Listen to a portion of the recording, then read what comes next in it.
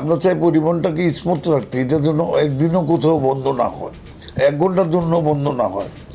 কেন পরিবহন বন্ধ হইলে জনগণ কষ্ট পায়, এটা আমরা হইতে দিব না। আমরা আশা করতেছি এ জাতীয় কিছু পরিকল্পনা নিয়ে আমরা অগ্রসর হইতেছি আর কি। এ ব্যাপারে আমরা আপনাদের ইলেকট্রনিক মিডিয়া, প্রিন্ট মিডিয়া সকলের উপকার চাই, সহযোগিতা চাই। আর আপনাদেরও এটা দেখা উচিত, দেশে রাস্তায় যেভাবে অবৈধ গাড়িগুলো চলতেছে, বৈধ গাড়ি চালানোর জায়গাই নেই, তারপরে আমাদেরকে ঘাতক বলতেছে। আমাদেরকে সেবা করি আমরা দেশের, কিন্তু আমাদেরকে সেবক বলে না, ঘাতকই বলে। এটা আমরা দুঃখ পাই। তো আমরা চাই দেশে দুর্ঘটনা কমুক। এইটা নিয়ে, নিরাপদ সড়ক নিয়ে অনেক কিছু ঘটে গেছে দেশে।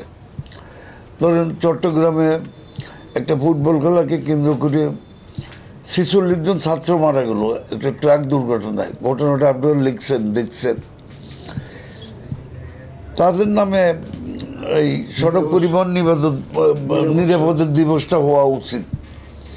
সেটা না হয়ে যদি কোনো ব্যক্তি বিশেষের নামে হয়ে যায়, এটাও তো একটা অবাঞ্ছিত কাজ, এটা তো ভালো কাজ হয় না।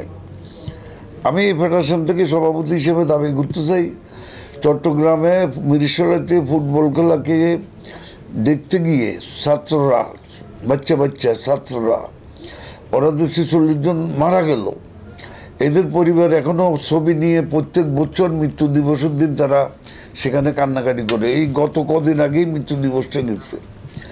এ ব্যাপারেও আপনাদের একটু কথা বলার দরকার। হ্যাঁ, হ্যাঁ, এটা আমরা চাইতেছি। আমরা কোনো ব্যক্তির বিষয়ে কথা বলতেছি না, আমরাও চাই দুর্ঘটনা কমুক। আমরা দুর্ঘটনা নিয়ে কোনো ব্যবসা করতে চাই না, আমরা কোনো এনজিও করতে চাই না। ছবি তুলে বিদেশে পাঠাবো, ওখান থেকে ডলার আসবে, এ জাতীয় কোনো কর্মকাণ্ডে আমরা ফেডারেশন লিপ্ত হইতে চাই না। আমরা চাই সকলের সহযোগিতা পাইলে আমরা স্মুথ চলতে পারবো, কোনো সমস্যা হবে না।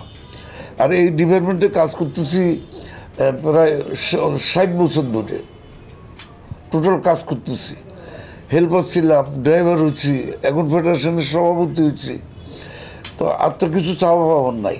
এখন এই ডিপার্টমেন্টকে এমনভাবে রেখে যেতে হবে যাতে আগামী প্রজন্ম এটাকে সচ্ছল রাখতে পারে। এটা বাংলাদেশের জনগণের একটা নাভি পরিবহন সেক্টর। এই সেক্টর যদি চট্টগ্রাম পোর্ট থেকে মালামাল সারা দেশে বহন না করে, মিল ফ্যাক্টরি হবে না, জনগণের বেকার, জনগণের চাকরির সংস্থান হবে না। আমরা সবই করি, সেবা করি মানুষের। কৃষকেরা উৎপাদন করে, তাদেরকেও কিন্তু আমরা মূল্যায়ন করি না।